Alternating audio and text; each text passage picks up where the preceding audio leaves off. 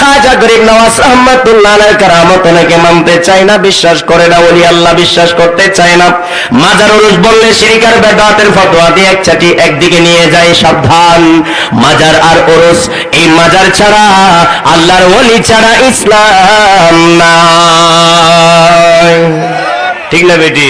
আরে জোরে বলেন ঠিক কিনা? মাজার মানে জিয়ারত করার জায়গা। আল্লাহর ওলিরা, আল্লাহর প্রিয় বান্দা, তাদের এখানে জিয়ারত করা মানে আল্লাহর পক্ষে যাওয়া, আল্লাহর দিকে ঝুঁকে যাওয়া, আল্লাহর দিকে নত হওয়া। আল্লাহকে বলা আপনার সাথে আছি, আল্লাহ আপনি আমাকে কবুল করুন। ঠিক না বেটি? আমরা মাজার শরীফে যাই, কোন মদুদির কাছে, শরাবির কাছে যাই না, অন্যায়কারীর কাছে যাই না, মিথ্যাবাদীর কাছে যাই না। ঠিক না বেটি? জালেমের কাছে যাই না, আমরা যাই ওলি আল্লাহর কাছে।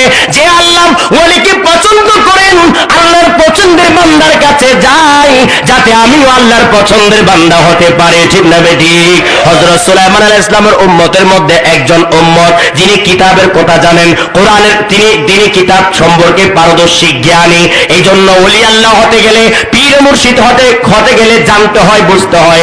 এখন অনেক পীর আছে কিছুই জানে না, কোরআনের তেলাওয়াতও জানে না, ফতোয়াও জানে না, হাদিসও জানে না, কিছুই জানে না। এমন অনেক পীর দেখা যায় যারা নিজেরাও জানে না অন্যকে কিভাবে তারা জানাবে। ঠিক না বেটি?